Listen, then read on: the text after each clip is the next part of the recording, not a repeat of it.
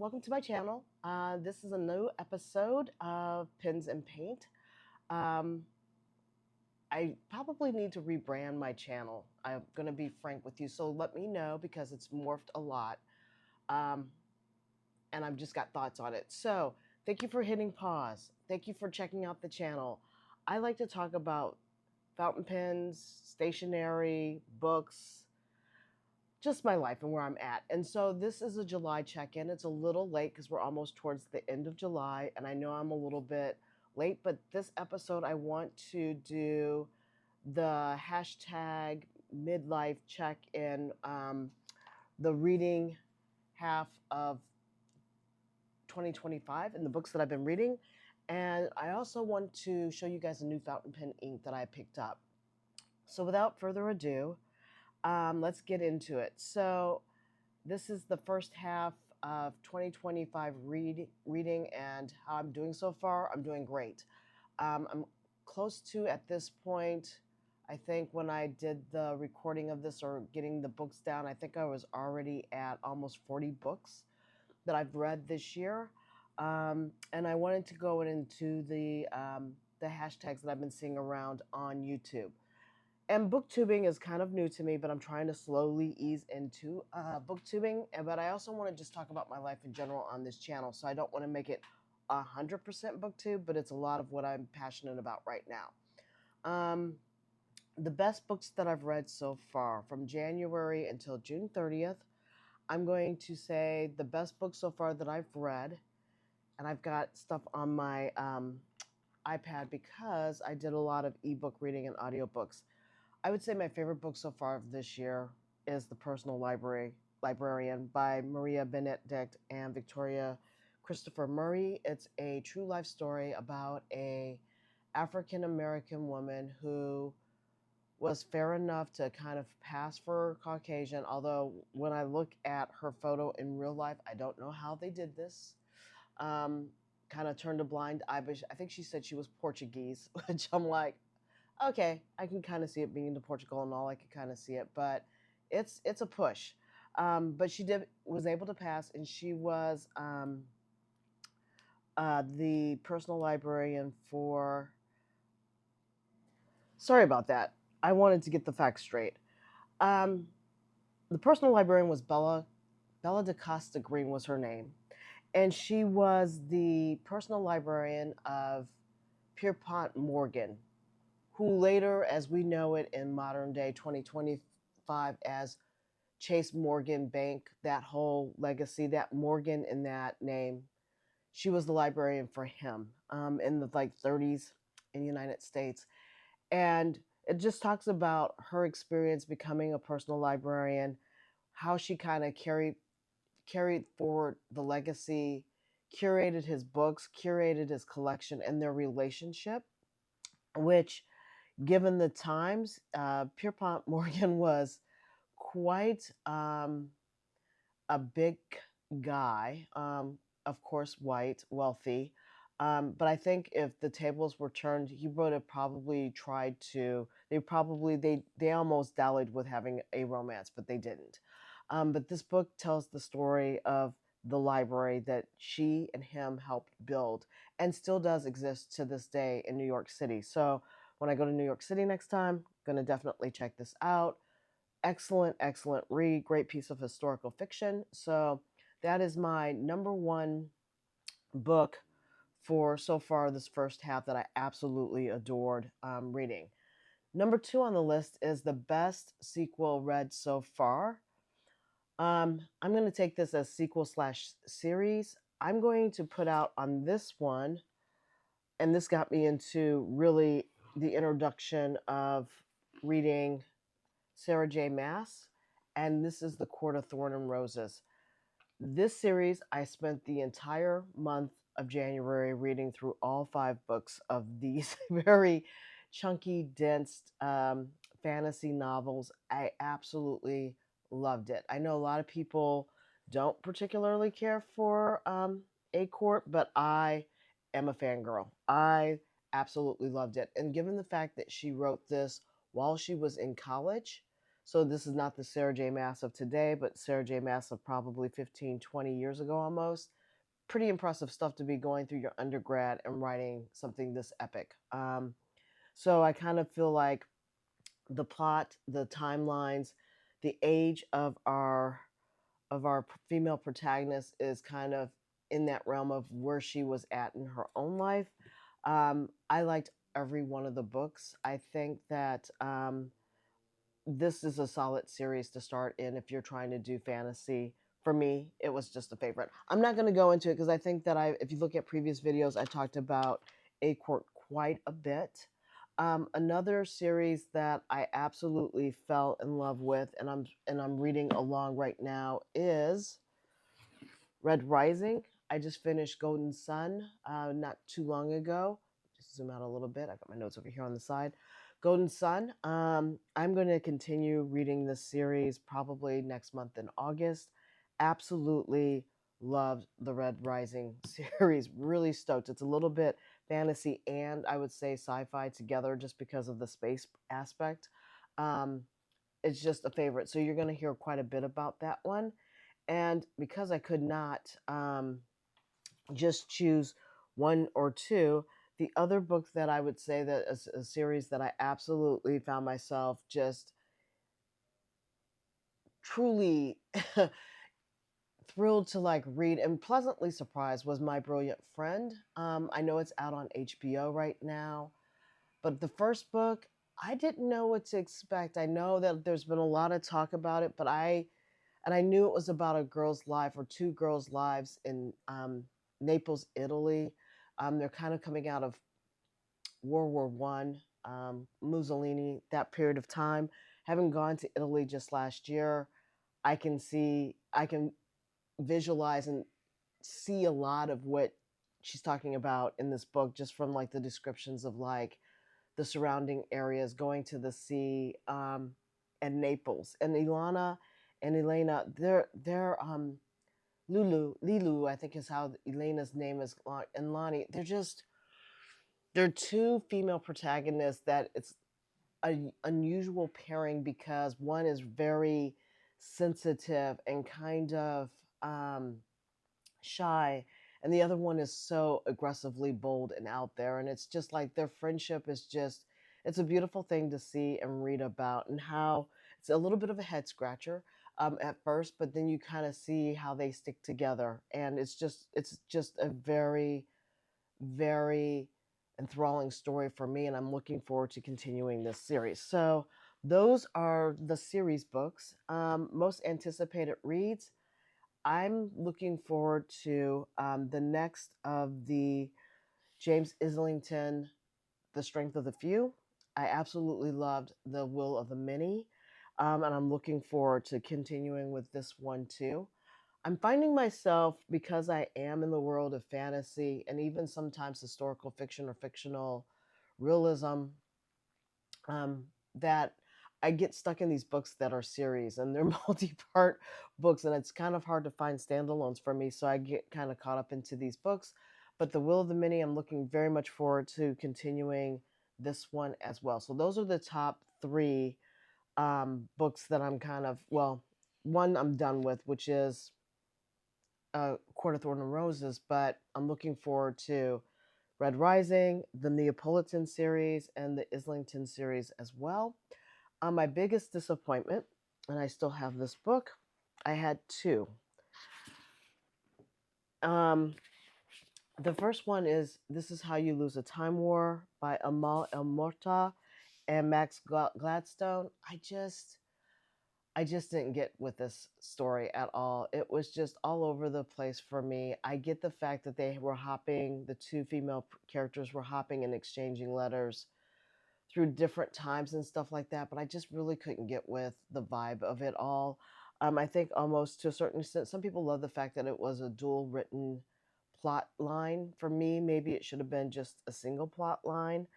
Max Gladstone, I think, wrote The Bluebird, and Amal El Mata wrote The Red. She's got a new book out. I'm going to give her another try, which she's just the sole author, just to see if it's the duplicity of having two authors. But I couldn't get with this one. I just really couldn't. I just was like, yeah, I I put down like what am I reading when I got done. The other one, which was recommended to me by my cousin, and a lot of people have, I think, very mixed reviews. It was The Secret History by Donna Tartt. There's something about her writing that I find very pedantic and off-putting, and I just couldn't get with it. I felt like I didn't like any of the characters. There's five of them. It's a story set in a New England boarding school that's kind of an elite school where five characters kind of take the teachings of their one professor a little bit to heart, a little bit too much, and go overboard. But just the sheer pompous and arrogance of these characters, except for one, was just really like annoying. And so I just really could not get with it. So this book was a disappointment. I will be putting This Is How You Lose a Time War and this one into a library. Somebody else can have it into their collection, and hopefully they will enjoy it because I did not. The next category is my biggest surprise, and this was Educated by Tara Westover. I found this book to be absolutely a very good read. I think I gave it, hold on just a second. Let me just look at my ratings on this because I do have it in here. Um, I gave it a 4.25. Her story is one of perseverance. It is about Tara Westover. It's how she grew up in like the outback country of the United States and how she ended up becoming a self taught individual and later become in life a Rhodes Scholar, and just the friction that it caused in her family because she wanted to become educated and learn and not kind of just stay in that remote rural life. Not that there's anything wrong with that if that's somebody's choosing. It wasn't a ding on Mormonism because she's in that area where it's prevalent, but just her own desire and following what your heart really wants to do was just a really great story to read. And the fact that she didn't resent or have any ill feelings towards some of her family members, which, and to a certain extent, you wouldn't have blamed her if she would have when you're reading it. So, very good, very pleasant surprise. Really enjoyed this memoir a lot. Next category I have, I just lost my place because I flipped. Okay, is the favorite author that's come out of all my readings in 2025 so far. I would say it is going to be Pierce Brown in the Red Rising series. I absolutely love him, but I think he's also tied with James Islington. Um, and also, I've got another one that I'm going to wait because she's going to carry over into the second half of the year. So I would say these two authors are my like, they've come forward and they've become my jam sauce. I really do actually really enjoy it. My favorite fictional crush, which is number 7 on the list, is going to probably be Dario from Red Rising. I just I find his fight and struggle in Red Rising to keep his humanity and keep his himself centered in all the things that he's doing and not being self centered, but keeping himself centered and grounded in his mission to be one of I keep fighting for him. I just think he's very endearing. And so I would have to say Dario of the Red Rising series. I loving that guy. The book that made me cry, which is category number 8, I haven't cried over any of the books that I read. So I have nothing there. The book that made me happy, I would say currently, I would say it's The Will of the Many and the Red Rising series. I just was really thrilled. And because I'm done with the Court of Thorn and Roses, I would say that's a contender as well. But I would really say for me, The Will of the Many is really kind of like I'm kind of stoked because it's the book that I haven't read the most of as far as I'm waiting for more of this to come out. The books that I need to read, which is the final category, which is category number 10.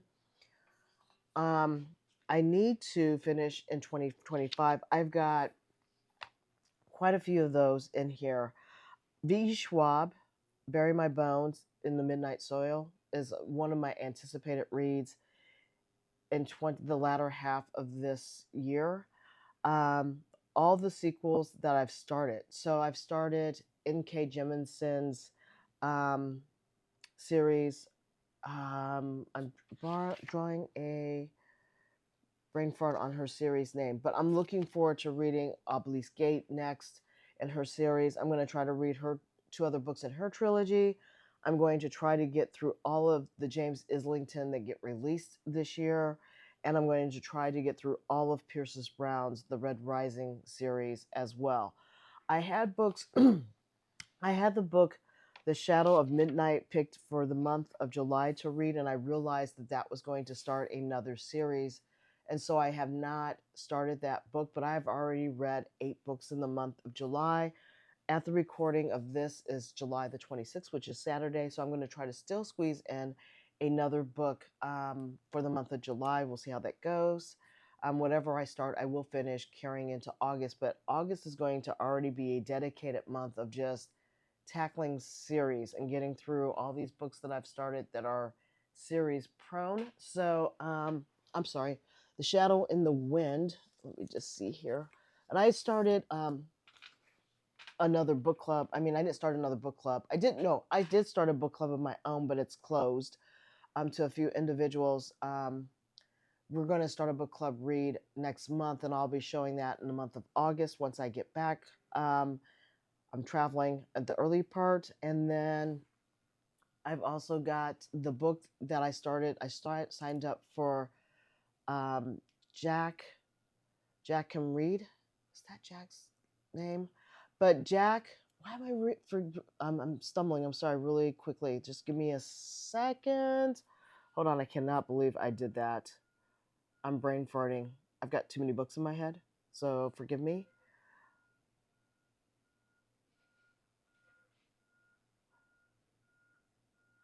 I cannot believe I forgot Jack's name. Um, Jack Edwards. God, my God, Lord Jesus, I listen to him all the time. He started a book club on Fable, and so I read his book that he put out there. I thought he wasn't going to start his book club until next month in August, and so he started Evenings and Weekends was the book that he picked.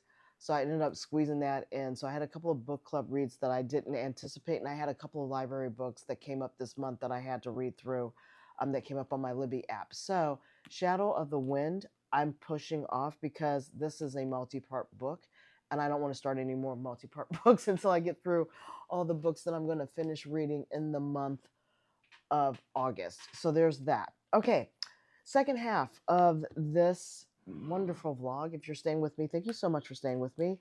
I bought a ink that I was thinking about buying the pen to as well, and that is Coffee Monster Co. You know, she came out with her own fountain pen with Esterbrook. It's a beautiful, beautiful pen. I decided not to get the pen, but I was very interested in brown inks. And so this one I ended up procuring. I found it on Van Ness. And they also have her pen if anybody's interested in getting her pen. And I got her blotter sheets as well. But I was interested in this wonderful brown ink that she has, which is called Forgotten Iced Coffee. So I thought I would swatch this out for you guys for the month of July, do my swatch card that I haven't done a swatch card for a long time. And so I've been kind of getting away from my swatch carding of inks, but I wanted to swatch this really quick. I think I just got one. These are very thick. Do a swatch card and then put her ink into my, I'm keeping a little swatch book for 2025, my current ink swatches after I went through all of the inks that I have, and I'm trying to figure out which end has the pattern. I just found it. Okay, and I'm going to swatch it in a couple of the books that I carry. I have a Lloydstrom personal book that I carry around with me all the time. This one as well. The DC Pen Show is coming up August 1st, which is next week, Friday. I will not be going to the DC Pen Show this year. I usually try to go to it, but because I've been pulling back on um, buying fountain pens and stuff, or buying it in a very limited kind of way, I'm staying away. Plus, I'm traveling shortly thereafter, and so my money needs to be put there and not being tempted on the DC Pin Show, which I know if I go, I'll be tempted to spend money that I probably shouldn't. So, without further ado, let me just grab my pins for swatching. Got these over here to the side. And grab my little glass teaspoon. I'm going to grab some water as well because I need to clean off things. It is the dog days of summer. It is hot outside. Oh my goodness. I'm going to just take some of my cloths over here and just stick them off to the side as well. Okay, so let's go ahead and put the okay, let's do the swatch. I'll go from the smallest to the biggest. Here's the swatch card, and I'm going to shake this up a little bit. This is kind of a chameleon ink from what I can gather. That's what it looks like in the cup. So I think this will morph when it goes down. So it's going to present one way, but come down another. Okay, let me just put this in here so I can just write. Okay.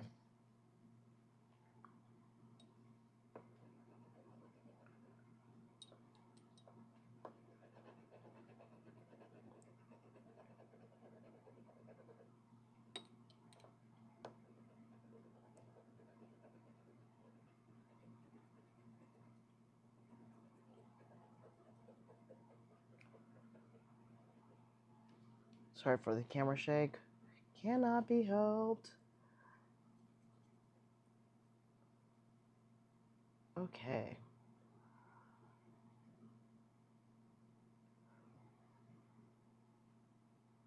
Wow, that's really pretty. All right. Wipe that off. So that's what the color looks like. I'm going to wait for this to dry so that I can write on it. So there's that. Sorry. And let me just look at... Oops. That's interesting because the word color did not come out in that area. And it should have. All right. Given what the package looks like. So I will wait for that to dry so I don't smear that all over God's green earth. I'm going to also swatch this into the browns that I have. So let me just find my browns in here. There's the browns. I should actually put little tabs into here. Let me just grab a little bit of a dot. This is good because I like this Midori little A7 dot book notebook because I'm going to be writing with Midori paper a lot next year because the epic fail of Tomoe River paper has been well noted, and I know Midori paper is kind of solid. So we're going to go ahead and I'm going to dip this in here as well.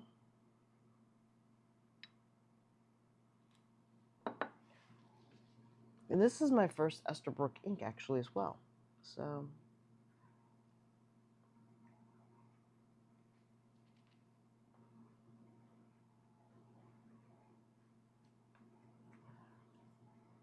and I tend to write with a fine point pen so I can see with this ink color, because it's kind of, let me zoom in, because it's kind of faint-ish, probably would need to increase to a medium nib.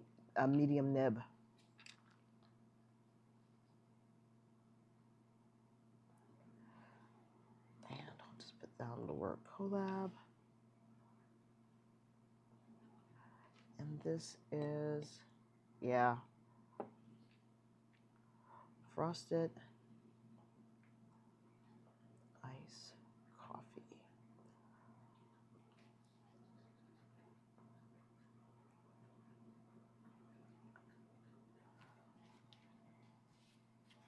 That's what that looks like. Beautiful color though.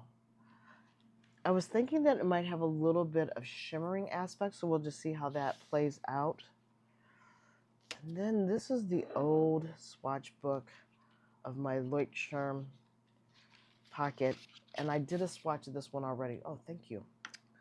So I did it on this one as well, and that's how that looks in the Leuchtturm, which is kind of a cream colored paper, but it's looking whiter and brighter than it really is. But that's what that looks like in that paper. So I know how that will look in that notebook if I use it. And then lastly, oops, really quick, forgot to put this back in here. Blotting sheet, lighter goes in there. And lastly, I want to also put, I'll show you what that looks like in just a second as it dries. It in here. This is a old Hobonichi, let me just zoom back out, A5 memo book that I keep to do my monthly currently inks in that you've all seen. So I'm going to use this pen, write it with a wider nib.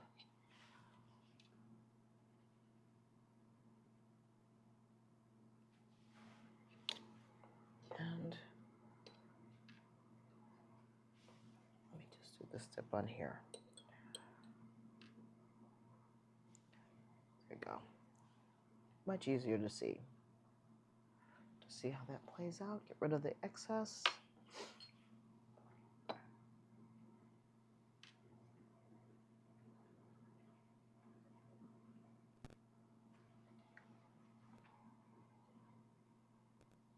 Bring that in a little bit.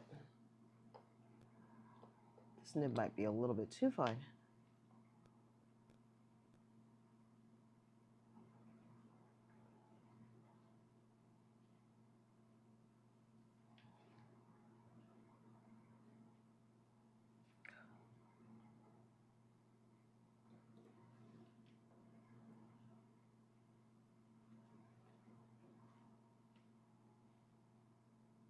Oh, this, I keep saying frosted. It's forgotten. Forgotten. Totally did that wrong. Iced coffee. And this is what it looks like on more of a whiter color, thinner Tomoe River paper, which I miss this paper. I know everybody else does too. But now that we've got this dry, I'm going to set this aside, it looks completely different when it's actually dried out. So this is kind of what I would call a chameleon ink, where it looks like it's one way going down. I think when I did my very first test of this, it actually went down kind of bluish. And I was like, I did not think that's what I was getting. And then it changed before my very eyes. And coffee. Monster. Forgotten. Ice coffee. And the word color did end up showing up. So there you go. That is it. That's all I've got for today. I hope you stood to the very end. I want to hear what you guys are reading. I want to hear what you guys are using in your ink pens. What fountain pen ink did you find to be a hidden gem for you so far this year? We'll do it like we did the books. What's your hidden gem in ink so far this year? I don't have one quite yet, but I'll probably try to do a video on it. And what book is your favorite so far? Let me know down in the comments. I'm interested. And if you're reading anything good, put it down in the comments below so that we can have it. All right? Until next time, thank you so much for staying to the end. I really do appreciate you guys' love and support. And I'll talk to you later. Bye.